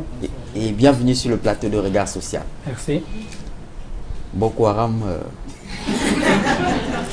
Parce qu'on entend Amadou Daïrou sur cette antenne, c'est synonyme de Boko Haram. Alors, comment va l'extrême nord que vous avez laissé derrière vous? Ça va, ça va. Même si on reçoit le bonjour de Boko Haram par des coups de rafale, c'est pas facile. C'est pas vraiment facile. Ok. Alors, bienvenue sur le plateau. Merci. J'ai beaucoup d'admiration pour votre tenue. Hein. Vous arborez avec beaucoup de fierté oui. L'image de votre entreprise, Equinox Télévision. C'est normal. Que vous représentez valablement.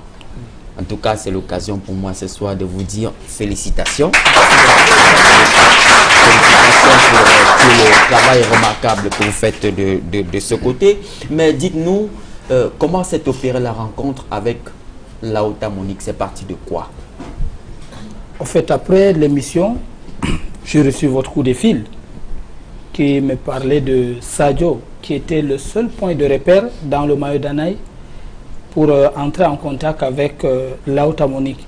Mais vous savez, Eric, nous sommes dans l'extrême nord, nous sommes plongés dans l'insécurité totale. Parce que du moment où vous voyagez, vous partez demander quelqu'un, c'est pas facile. Tout le monde est suspicieux. Pour avoir quelqu'un, c'est pas facile. Parce que tout le monde a peur. Alors, quand je suis arrivé à Yagua le dimanche, il fallait d'abord entrer en contact avec Sadio, le boutiquier. Mais il a fallu peut-être plus de 24 heures pour avoir Sadio. Et puis lorsque nous avons eu Sadio, il fallait encore rechercher Laouta Monique. Alors c'est le lendemain que nous avons eu Laouta Monique. Et puis dès que j'ai vu Laouta Monique, parce que j'ai suivi l'émission, j'ai reconnu directement que vraiment c'est la mère de Marty. Mais vous savez, en tant que correspondant dans l'extrême nord, j'ai été surpris que Regard Social ait suivi dans le maillot d'Anaï jusqu'au baie du canal. Ah bon? Vraiment, j'ai été surpris. Comment ça? Parce que quand on sortait pour l'agence, pour quitter Yagua, c'est tout le monde qui disait Laouta Monique, on a parlé de ton nom, on t'a vu partout, les femmes parlaient, même dans le bus. Mais le voyage était difficile avec Laouta dans le train parce qu'elle n'a pas cessé de pleurer. Et tout le regard était sur nous. Et j'ai cherché à la consoler parce que c'est tout le monde qui demandait. Elle a perdu son mari, elle a perdu ses enfants. C'était pas vraiment facile. Laouta n'a pas cessé de pleurer jusqu'à ce qu'on arrivait à Yaoundé. Ce n'était pas vraiment facile. Vous êtes avec quelqu'un, vous essayez de la consoler, mais elle continue de pleurer. Vraiment, c'est pas facile. C'est un voyage dur pour moi. Mais Dieu merci, nous sommes arrivés à destination. Laouta a retrouvé ses enfants. Vraiment, pour moi, c'est la joie pour moi. Parce que quand vous embarquez comme ça, vous prenez la route et que vous arrivez à destination, et mission accomplie. Inch'Allah. Inch'Allah.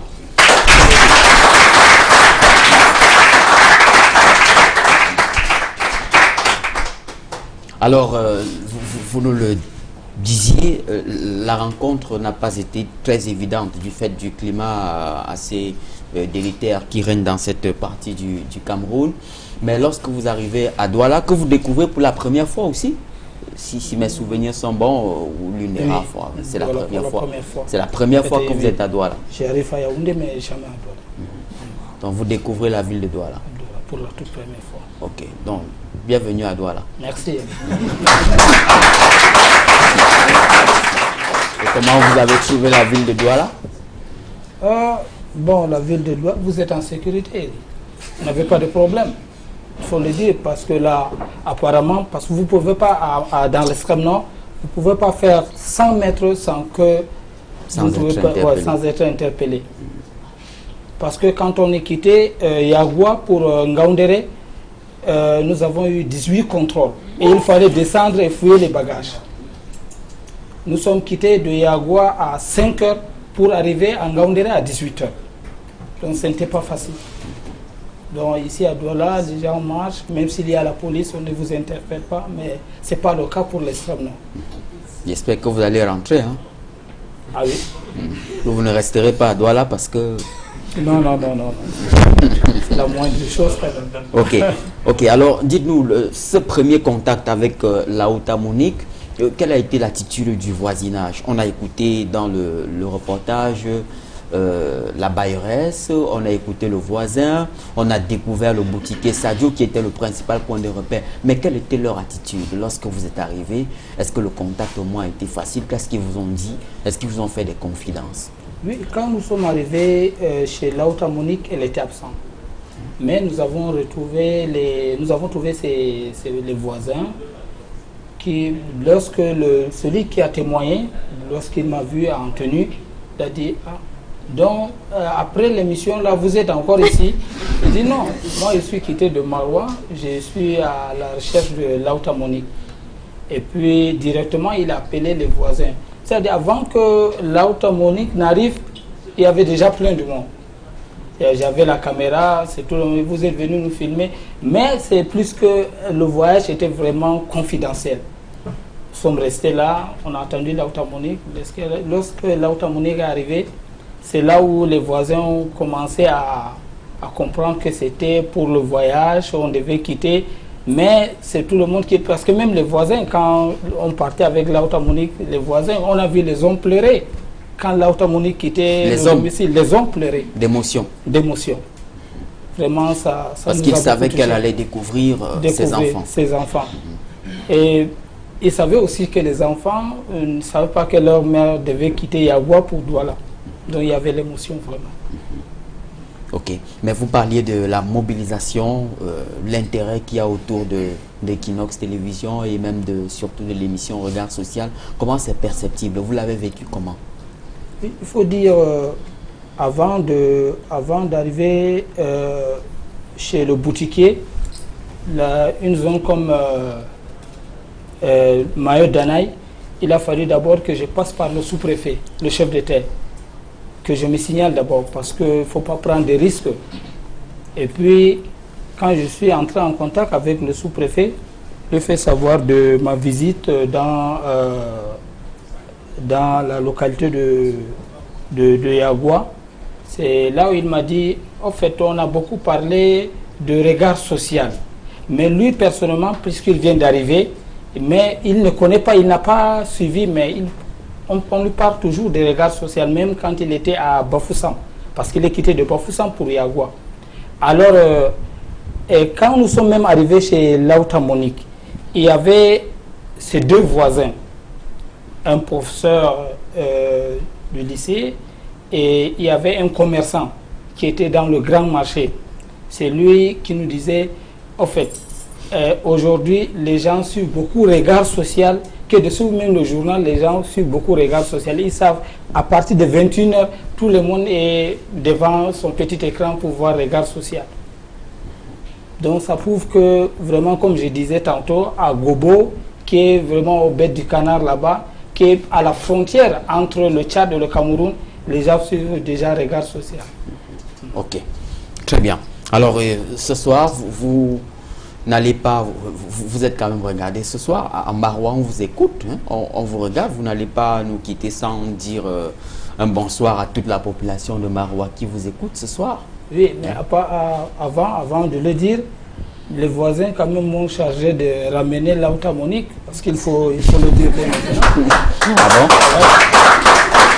m'a chargé, les voisins m'ont dit, au moment où tu pars avec, parce que c'est tout le monde qui dit, maman Lauta Monique, elle est bien connue dans le maillot d'Anaï. Quand j'ai quitté, les voisins m'ont dit, vraiment, mon fils, comme tu parles avec Lauta Monique, de retour là, ramène Lauta Monique ici avant de retourner, avant de rentrer à Maroua. Donc c'est pour vous dire d'abord, mes enfants, mes soeurs. Comme elle est connue là-bas, je rentre avec, moi aussi c'est ma maman. Je rentre avec ma maman et puis vous allez venir après. Bien, de toutes les façons, je peux déjà vous donner une information. Je peux vous donner une information, c'est une exclusivité. La direction générale de Equinox Télévision a décidé de mettre les moyens en place pour que vous puissiez découvrir votre village. Donc,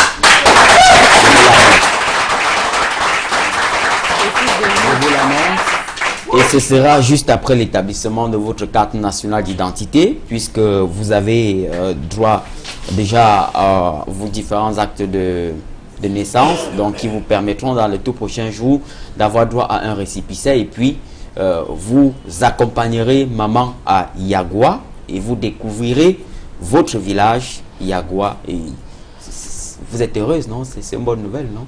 Oui, c'est une bonne nouvelle. Ok.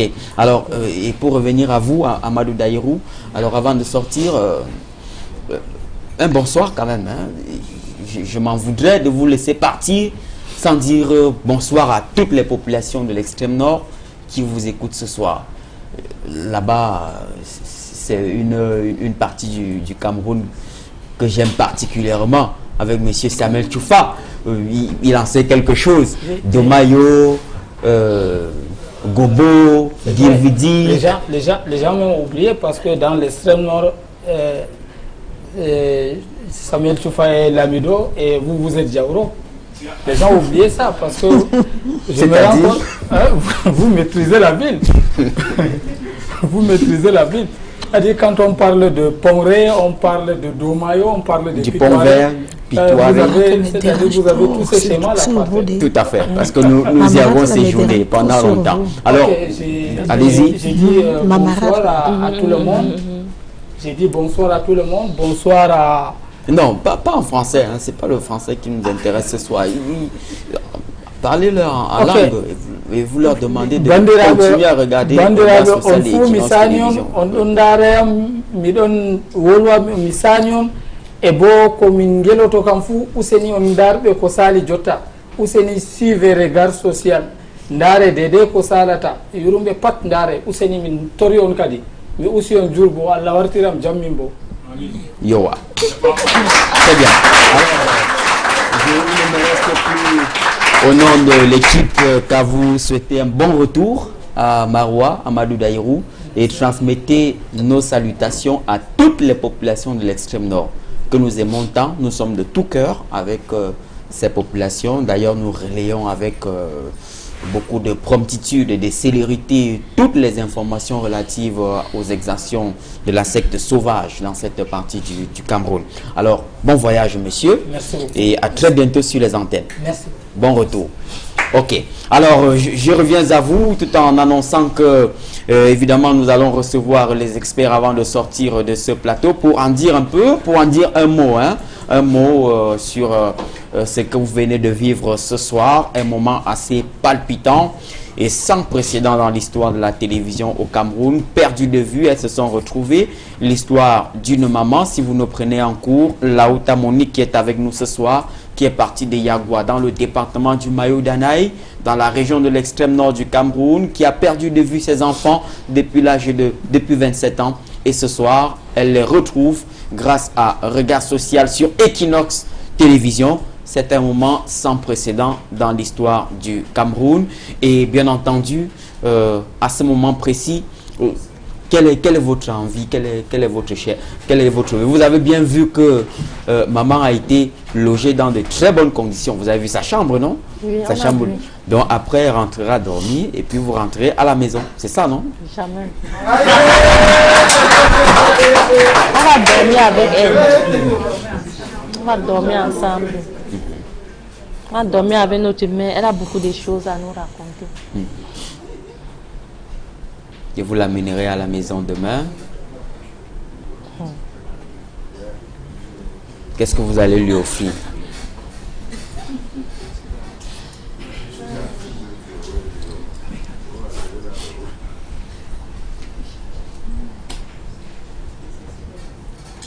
Qu'est-ce que vous allez offrir à maman? Quel est le plus beau cadeau? Qu'est-ce qui vous traverse l'esprit, Martine? Martine ne parle pas depuis, hein? Martine a avalé sa langue. Ok, alors, maman Laouta, quel est votre vœu le plus cher aujourd'hui? Votre vœu le plus cher, c'est quoi? On veut d'abord être posé à côté de mes enfants.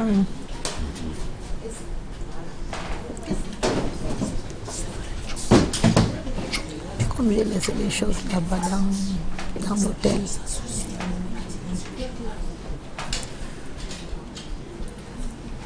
Tu connais l'hôtel là? L'hôtel.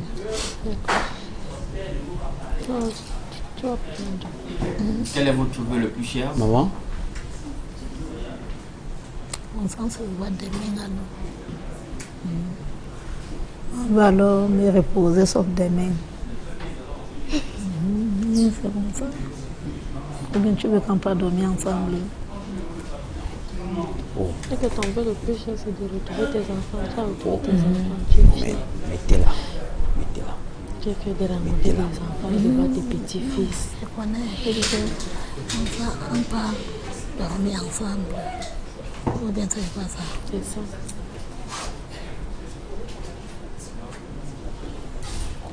Mettez-la.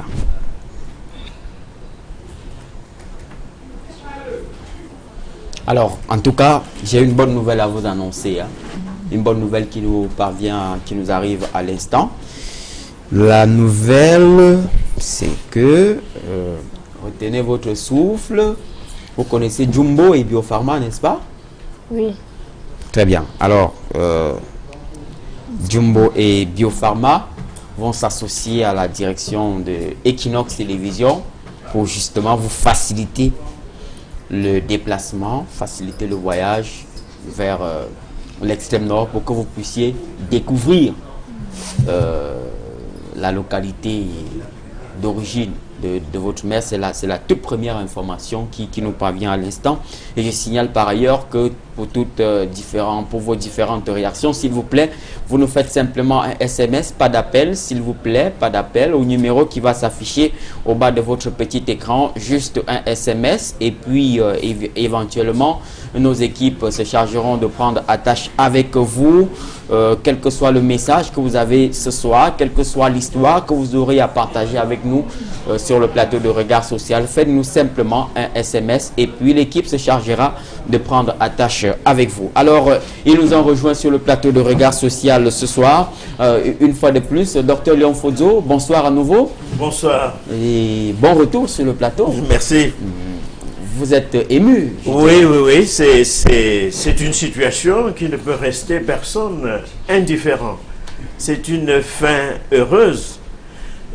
C'est une situation où c'est une fin heureuse, mais c'est aussi un début d'une autre phase. Parce que là, elles vont pouvoir, toutes les trois, entamer une autre phase de reconstruction.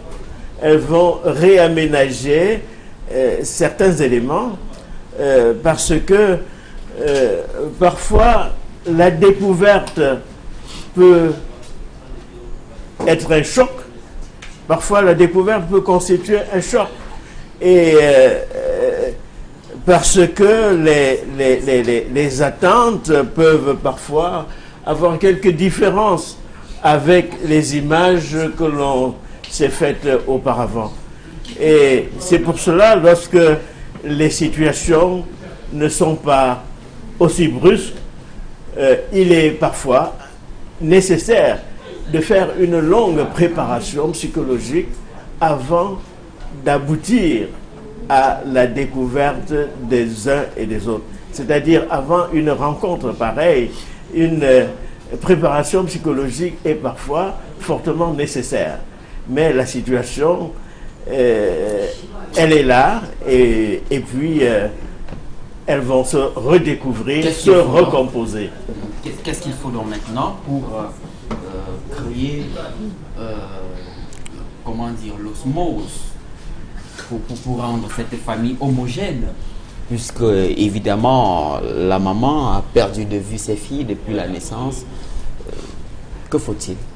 Il faudrait peut-être envisager d'avoir peut-être d'autres personnes autour, en dehors de la famille.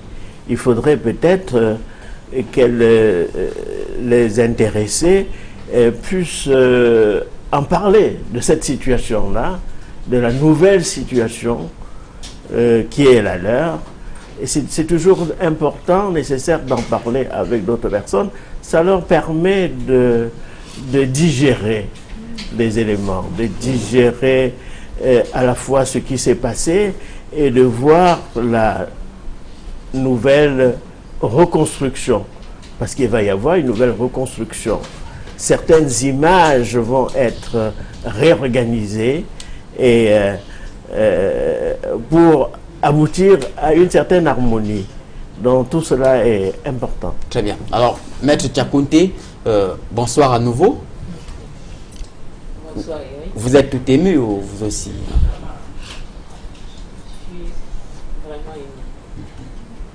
Je suis un peu plus émue que les concernés parce que j'aurais jamais imaginé l'aboutissement de ce que nous avons commencé aussitôt.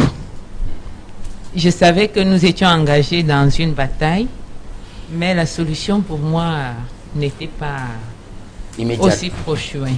Ouais. Nous savions même que nous allions nous déporter à Yagoua. J'avais déjà appelé le chef de terre, notamment le préfet de Marois, pour l'informer de la situation. Mais je dis, le regard social est allé au-delà de nos attentes. Très bien. Ce qui est posé. Je dis félicitations. Très bien. Ce qui est d'ailleurs la philosophie de cette chaîne, au-delà de l'image, nous rendons compte. Alors Marie, une autre bonne nouvelle pour vous. Vous retenez votre souffle. Une bonne nouvelle pour vous. L'entreprise Biopharma vous offre un emploi.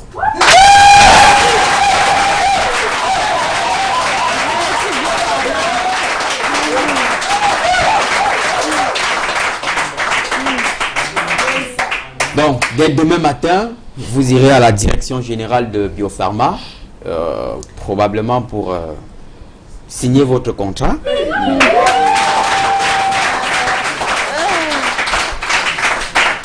Et c'est bien entendu, puisque vous êtes l'aîné de la famille, pour vous permettre de vous occuper et de votre mère, de vos différents cadets et bien entendu de vos différentes sœurs. C'est une bonne nouvelle, non? Une très bonne nouvelle. Ça me donne même les mots de tête.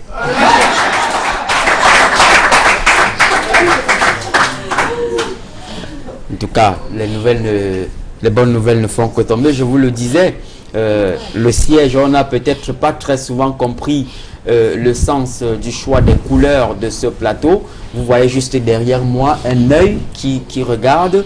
C'est le regard sur la société, mais c'est surtout l'œil de Dieu qui est posé sur vous. Et je crois que ce soir, Dieu a posé son regard sur vous. Amen.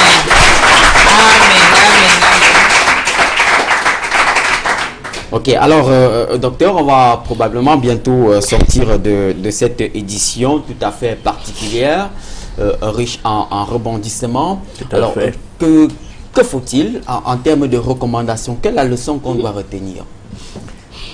La leçon à retenir, c'est que lorsque les gens font des enfants, d'abord, il ne faudrait pas que les gens fassent des enfants quand ils n'en ont pas profondément envie.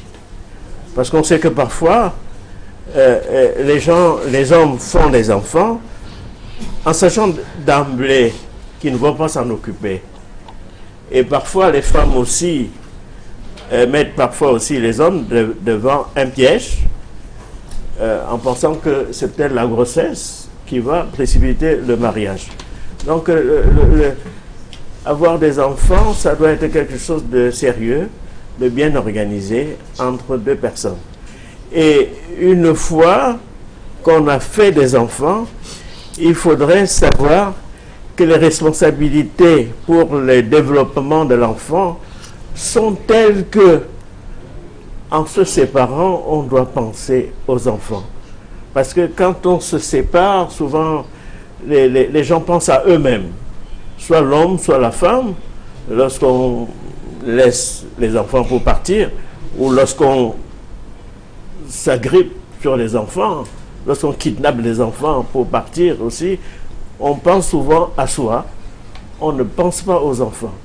Alors que le développement harmonieux de l'enfant dépend de la présence des parents et de la cohésion qui existe entre eux. Très bien. Et cette image doit faire réfléchir d'autres personnes. Il faudrait que d'autres puissent s'en inspirer pour éviter que plus tard, les enfants qui nous ont fait se trouvent dans cette situation et que les conjoints avec lesquels on a fait des enfants se trouvent aussi dans cette situation. Parce qu'il y a souffrance des enfants, il y a aussi souffrance du parent qui n'est pas avec l'enfant. Très bien. Ok. Alors, je m'en vais tout de suite, avant de sortir, vous remettre vos différents actes de naissance. Marie-Paul Chavel. Merci. Ce n'est pas un diplôme, hein? C'est l'acte de naissance. Et puis, Martine et Sungu Martine. Merci. Et puis, dans nos enquêtes, Maître Tchakounté, nous avons pu, dans notre démarche, hein, puisque nous avons pu mettre en branle tout de suite, après l'émission de la semaine dernière, nos fins limiers, et puis nous avons pu rentrer en possession de la grosse. Je vous permets de jeter un coup d'œil sur cette grosse, et peut-être de nous en dire un mot, de nous en dire un mot sur l'authenticité et probablement sur l'efficacité, et puis peut-être qu'est-ce qu'il faut pour que ces enfants rentrent dans leur joie, c'est-à-dire bénéficient de tous les biens légués par leur père. Est-ce qu'il faut que l'oncle restitue la totalité ou alors comment ça va se passer? En ce qui concerne l'authenticité de la grosse, je ne peux pas valablement me prononcer sans avoir fait des vérifications au greffe du tribunal de première instance de Ndokoti. Mais ce qu'il en ressort, c'est qu'il y aurait eu un conseil de famille au cours duquel on aurait décidé de faire de ce monsieur, de cet oncle, le tuteur, l'administrateur des biens. Et c'est fort de ce procès verbal dont la composition nous échappe encore que le tribunal a rendu cette décision reconnaissant Marie et Martine comme étant les cohéritières de leur père. Alors, en ce qui concerne les biens, le tribunal n'a rien mentionné, ce qui n'est pas normal parce que quand le conseil de famille se tient, on atteste de ce que M. Essungu est mort tel jour, il a laissé une épouse, ou alors n'en a pas laissé, comme dans le cas d'espèce, il a laissé 2 enfants, dont Martine et Marie, et on précise également qu'il a laissé un patrimoine composé d'un compte en banque, d'un immeuble bâti ou non bâti. Dans le cas d'espèce, il n'en est rien. Mais la vérité c'est qu'il y a quand même eu un patrimoine, puisque les deux attestent de ce que, après le tribunal, leur oncle les amenait dans une compagnie d'assurance, c'était bien Beneficia Life, c'est ça? Oui. Et on lui donnait un papier et puis il percevait de l'argent. Donc, nous allons entreprendre des démarches au fin de savoir quelle était la consistance du patrimoine. C'est vrai que autant les enfants que la mère, personne ne peut nous dire de quoi il était question, mais nous allons essayer de voir, nous allons faire des recherches. Très bien. Surtout qu'il était fonctionnaire. Et à ce sujet, je vous donne quelques bribes d'informations. Dans nos enquêtes, nous avons pu rentrer, nous avons pu avoir quelques informations complémentaires. Compte ouvert dans une banque, je ne vais pas la citer, 829 000 francs CFA, avec les dates et les montants, ce qui fait un total de 2 665 704 francs CFA.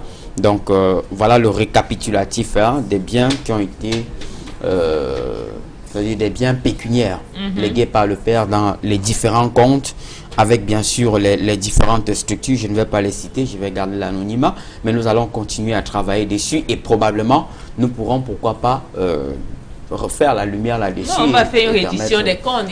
On saura combien il a perçu, ce qu'il en a fait et ce qui a lieu de restituer aux enfants. Très bien. Alors, il ne me reste plus qu'à dire merci à toute la grosse équipe qui s'est mobilisée pour préparer cette édition avec moi. Comme je vous le disais, ce sont des nuits de tonnes et des tonnes de nuits blanches, justement. Et puis, il y a quelqu'un qui me disait qu'il voulait entonner une chanson, un chant de sortie, je crois. Voilà. Donc je chanterai de tout cœur. Ok, alors, mesdames, messieurs, merci pour votre aimable attention. Nous aurons le plaisir de vous retrouver jeudi prochain, lorsqu'il sera 20h45. Ici Eric Kouamouo. Bonsoir.